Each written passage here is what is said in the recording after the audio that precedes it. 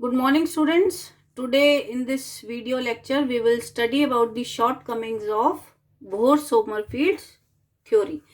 तो कल हमने आपकी बोहर-सोमरफेल्ड थ्योरी पढ़ी थी और जिसमें हमने देखा था ये fine structure of H alpha line of Barmer series of hydrogen atom. तो इसमें आप देखेंगे कि जो सिलेक्शन रूल अप्लाई करा हुआ है वो दैट इज डेल्टा के is equal two plus minus 1। तो इस सिलेक्शन रूल के according H alpha line has only 3 components. वो कौन कौन से अलाउड ट्रांजिशन रहेंगे? देखिए यहाँ पे आपका ट्रांजिशन हो रहा है from k is equal to 2 to k is equal to 1। तो इसमें आपका कितना आ गया? डेल्टा k इज 1, ये आपका अलाउड रहेगा।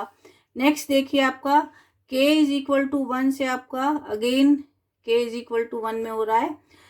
सो this is not allowed according to our selection rule. इसी तरह से when transition will occur from 3 is equal to 2, इसमें फिर अगेन आपका ये 1 आ जाएगा, delta k is equal to 1, ये आपका अलाउड रहेगा। This again is 0, this is not allowed, and this is -1, ये आपका अलाउड रहेगा।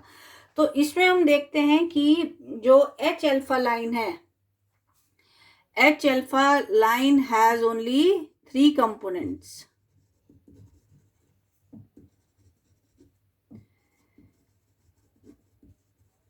इट हैज ओनली 3 कंपोनेंट्स और एक्सपेरिमेंटल और थियोरेटिकल रिजल्ट हमारे एग्री करें उसके लिए क्या करा है, इसमें कुछ सिलेक्शंस रूल जो हैं वो रूल आउट कर दिए गए हैं। तो इसमें जो सिलेक्शन रूल अप्लाई करा हुआ है कि वो यही है कि डेल्टा के will change bye plus minus 1।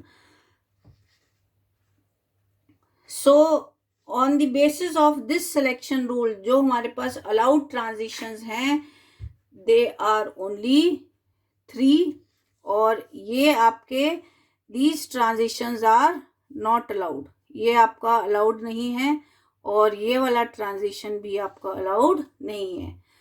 तो हम देखते हैं कि आपकी fine structure of H alpha line में हमारे पास 3 कंपोनेंट हमारे को मिल रहे हैं। सो नेक्स्ट हमारे पास आता है shortcomings of Bohr Sommerfeld theory. तो जो क्वांटम मैकेनिकल मॉडल बोहर-सोमरफेल्ड ने अपना प्लेस करा था, जिसमें उन्होंने रिलेटिविस्टिक करेक्शन अप्लाई करी थी, so that model it was successful in explaining many elementary aspects of atomic spectra of hydrogen and hydrogen like atoms. जैसे they were able to explain the different series of transitions which are observed in hydrogen atom. Hydrogen atom में हम जो भी transition series observe करते हैं वो उसको explain कर पाई। It could explain the size of the hydrogen atom. It could also explain the size of hydrogen atom हम एक्सप्लेन कर पाए इस थ्योरी से, and it also explain the correct value of excitation and ionization potential. तो Bohr-Sommerfeld theory से हम इनकी ionization potential और एक्साइटेशन पोटेंशियल की भी करेक्ट वैल्यूज हम इससे एक्यूरेटली कैलकुलेट कर पाते हैं। But these models were not completely satisfactory, ये मॉडल्स आपके कंप्लीटली सेटिस्फैक्ट्री नहीं है। तो इन मॉडल्स की जो मेन लिमिटेशंस हैं वो क्या हैं? What are the main limitations of these models? कि जो बोर थ्योरी ने आपके हाइड्रोजन एटम की स्पेक्ट्रा की जो सीरीज एक्सप्लेन करी थी, पर उसमें वो मल्टीपल स्ट्रक्चर को नहीं एक्सप्लेन कर पाई about the spectral series. So multiple structure of spectral lines. Multiple structure of spectral lines could not be explained by Bohr's theory. Second इसमें ड्रॉबैक क्या रहा है? सेकेंड ड्रॉबैक है जो आपका सोमरफील्ड रिलेटिविस्टिक मॉडल है, it could not explain, sorry, उससे हमें क्या पता चला था? It could explain the fine structure. Bore Sommerfeld theory से हम एक्सप्लेन कर पाए थे fine structure of H alpha line.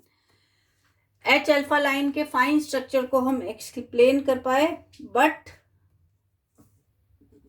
इसमें क्या ड्रॉबैक रही? Correct number of lines could not be predicted by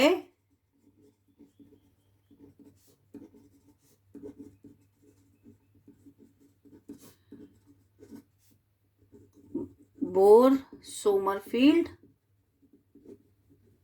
theory. Bore-Sommerfeld theory कुछ हद तक हमारी एच अल्फा लाइन के फाइन स्ट्रक्चर को एक्सप्लेन कर पाई, पर जो सही नंबर है वो बोर-सोमरफील्ड थ्योरी भी नहीं हमारे को बता पाई. इसमें हमारे को तीन एक फाइन स्ट्रक्चर स्पेक्ट्रल लाइंस के मिलते हैं बोर-सोमरफील्ड थ्योरी से, पर जो एक्सपेरिमेंटल वैल्यू है it tells that there are 5 components. So Bohr-Sommerfeld theory said that H alpha line had 3 components, but experimentally there are 5 components of H alpha line. Third point इसमें क्या है कि जो आपकी क्वांटाइजेशन कंडीशन थी bore की, वो क्या थी? MVR is equal to NH upon 2π, या इसको N इंटू H क्रॉस भी लिख सकते हैं. This quantization condition of an individual electron is applicable only when the electron moves in the pure central force field. तो ये जो हमारी क्वांटाइजेशन कंडीशन है ये कब एप्लीकेबल है? जब हमारा electron it is moving in the pure central force field, यानी कि न्यूक्लियस के आउटर ऑर्बिट में you are having only 1 electron. पर अगर एक से ज्यादा इलेक्ट्रॉन हो जाते हैं उस केस में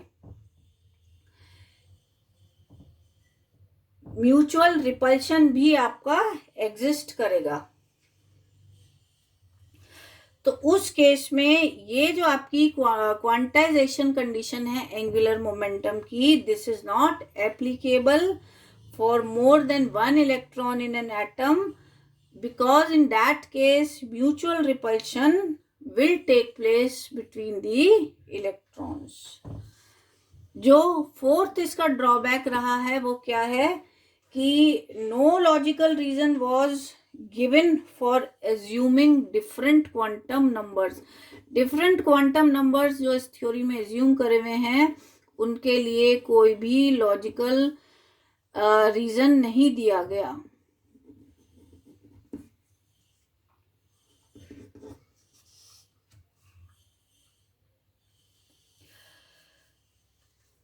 फिफ्थ ड्रॉबैक क्या रहा है इसमें कि जो relative intensities of different transitions, it could not be explained on the basis of these models.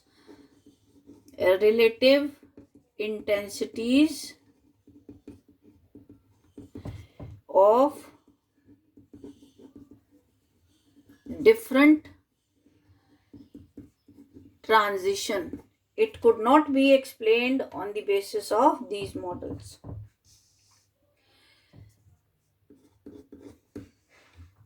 Bohr-Sommerfeld model, it could not explain the spectra of atoms having more than one valence electron. तो bore Sommerfeld theory एक से ज्यादा अगर electron है atom में तो उस case में ये उसके स्पेक्ट्रा को नहीं एक्सप्लेन कर पाई। जो सेवंथ ड्रॉबैक है वो क्या है? Both these theories could not explain the behaviour of atoms under the influence of electric and magnetic field. So this theory, Bohr-Sommerfeld theory, could not explain the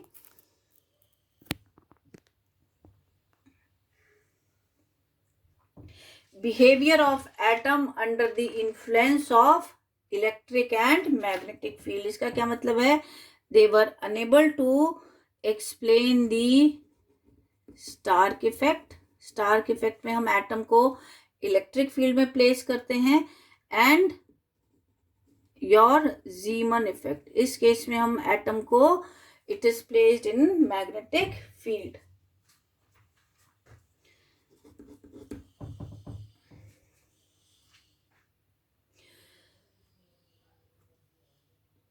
जो आपका बोर सोमरफील्ड मॉडल है it is two dimensional. Bohr-Sommerfeld atom model is two-dimensional,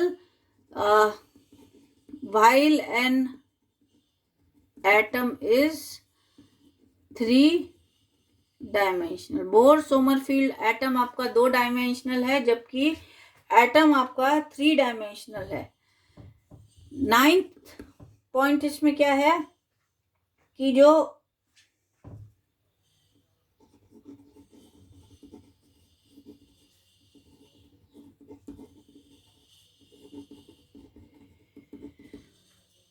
तो हमारे पास दो scientist हुए हैं Uhlenbeck and Goudsmit. They extended the Bohr Sommerfeld atom model and in their model they covered the three dimensional concept. इन्होंने अपने model में three dimensional concept को cover करा है and they also explain the complex spectra of spectral line, या जो spectral lines की complexity को ये मॉडल आपका एक्सप्लेन कर पाए। तो उलेनबैक और गाउडस्मिथ के मॉडल को we call it as vector atom model. इसको हम वेक्टर एटम मॉडल कहते हैं and in this model two important features हमने इसमें इंट्रोड्यूस करे हैं। वो कौन कौन से हैं आपके इस वेक्टर एटम मॉडल में? Those were the special quantization और दूसरा था आपका इलेक्ट्रॉन स्पिन। तो जो भी हमारे बोर सोमरफील्ड की शॉर्टकमिंग्स रही हैं उनको रिमूव करने के लिए जो हमारे पास नेक्स्ट मॉडल प्रपोज करा उलेनबैक और गाउडस्मिथ ने, that was your vector atom model and this vector atom model, इसको हम क्या कहेंगे? This is an extension of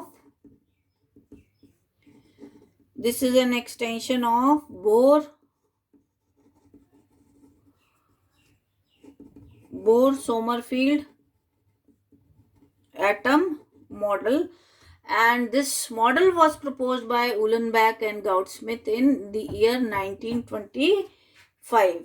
So this vector atom model, it gives rise to angular momenta,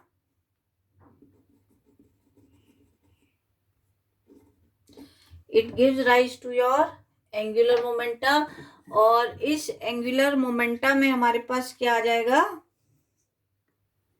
This angular momenta will include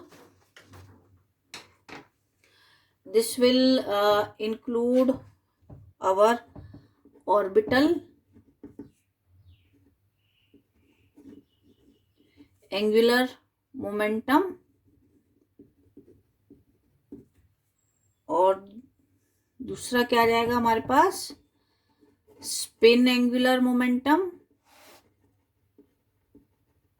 and total angular momentum.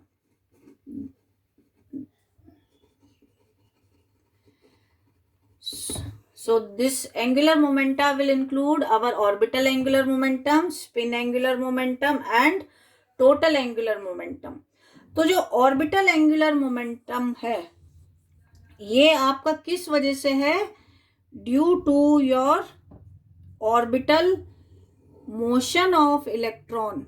This is due to the orbital motion of electron around the nucleus. So orbital momentum, it arises due to orbital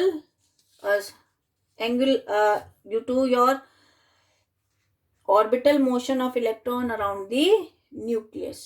और spin angular momentum आपका किस वजह से arise होएगा, spin angular momentum will arise due to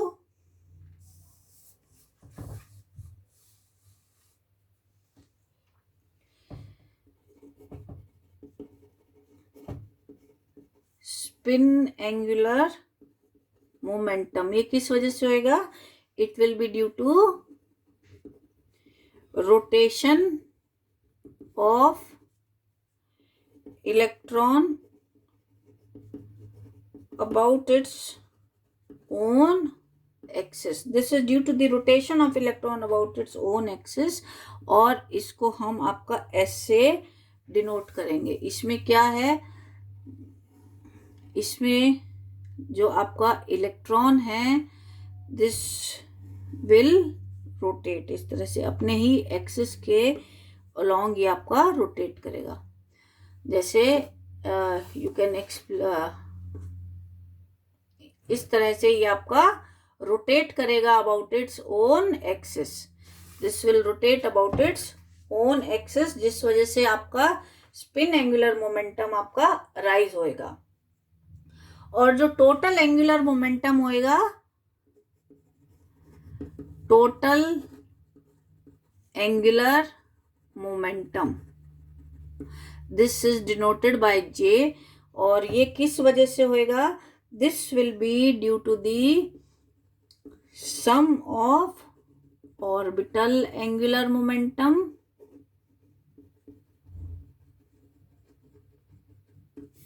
and spin angular momentum.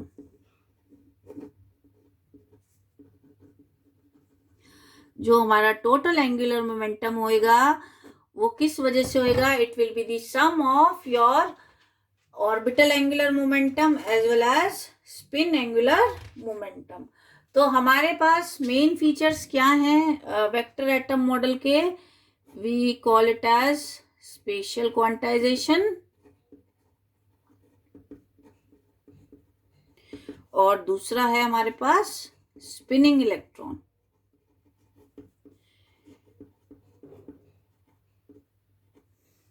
तो सबसे पहले इसमें हम आपका लेके चलेंगे special quantization.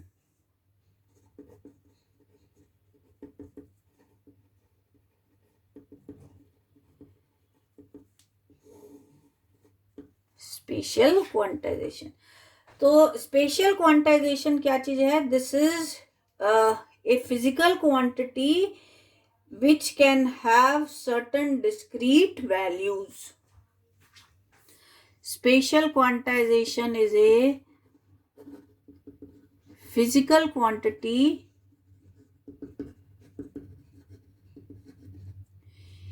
which can have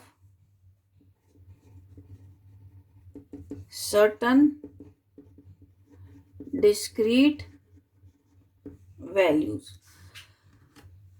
तो बोर और सोमरफील्ड का जो एटम मॉडल है it was 2 dimensional in nature.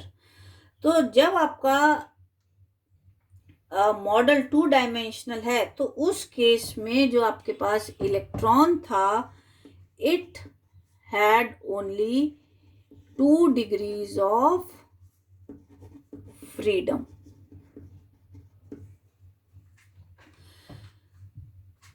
And when you are having 2 degrees of freedom, you will require only 2 quantum numbers to define the orbit of an electron or energy state of an atom। तो bore Sommerfeld के case में जो हमारा atom model था it was 2 dimensional in nature. So here the electron was having 2 degrees of freedom and we required only 2 quantum numbers to tell about the state of orbit of an electron or energy state of an atom। तो इसमें हम कह सकते हैं कि we can say the magnitude of orbit is quantized। So magnitude of orbit is quantized। But generally क्या है कि जो मोशन है हमारे इलेक्ट्रॉन का in an atom it is 3 dimensional in nature। It is motion of electron in an atom is 3 dimensional in nature। It means it possesses 3 degrees of freedom। इसके पास 3 degrees of freedom होंगी and we require 3 quantum numbers। तो in this case 3 quantum numbers, या हम ये कह लीजिए कि we will require 1 more quantum number और एक और क्वांटम कंडीशन हमारे को रिक्वायर्ड होगी। तो ये जो थर्ड क्वांटम कंडीशन होती है it quantizes the orientation of elliptical orbit in 3 dimensional state। तो ये जो थर्ड क्वांटम कंडीशन है, थर्ड क्वांटम कंडीशन ये क्या बताएगी हमारे को, it will quantize the orientation of elliptical orbit in 3 dimensional space।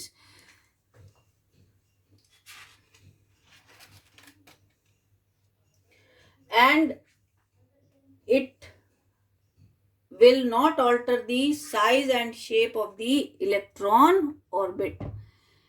And it does not alter the size and shape of electron orbit which was described by the first 2 quantum condition। तो जो bore Sommerfeld atom model के जो क्या था, it was 2 dimensional in nature.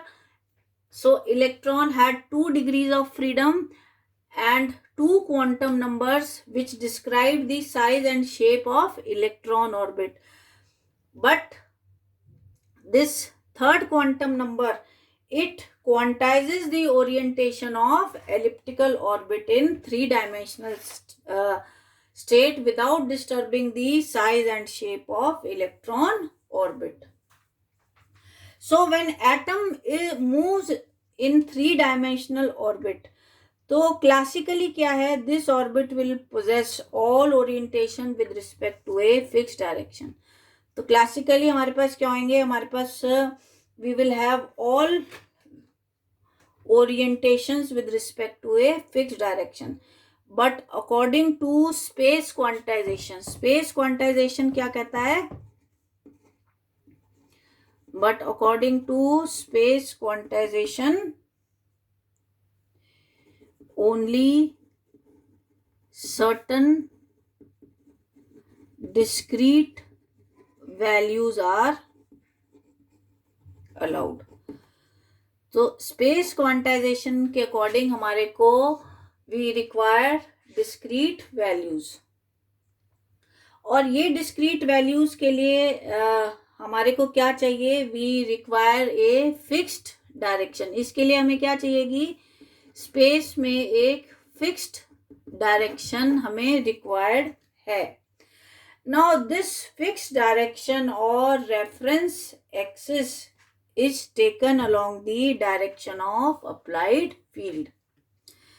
तो ये जो हमारे पास फिक्स्ड डायरेक्शन है ये कौन सी रहेगी, this will be in the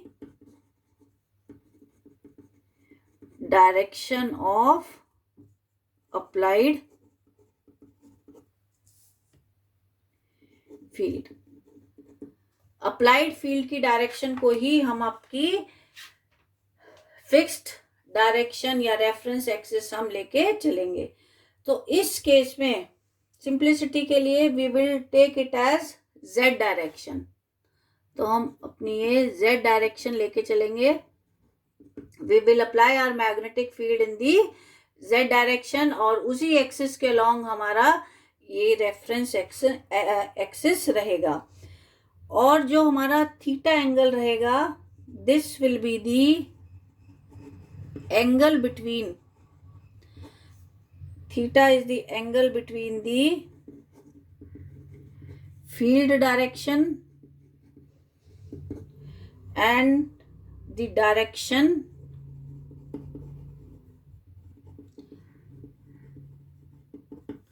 which is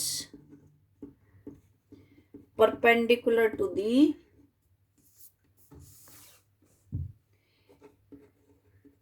plane of the orbit. तो थीटा कौन सा एंगल रहेगा, this will be your angle between the field direction and the direction which is perpendicular to the plane of orbit. तो classically क्या है, जो angular momentum हम लेके चल रहे थे आपका p5, दिस इज नॉर्मल, ये this is normal to the plane of the orbit. पर जब हम आपकी मैग्नेटिक फील्ड अप्लाई कर देंगे, then this plane of orbit will precess around B. On applying magnetic field B, this plane of orbit will precess around B. और ये किसके similar होएगा, this is similar to the precession of a mechanical top under the action of a gravitational field. जैसे आपने देखा होगा, जब आप टॉप, जिसको आप लट्टू कहते हैं, उसको चलाते हैं तो वो क्या होता है, उसका जो मोशन रहता है, दैट इज द प्रिसेशनल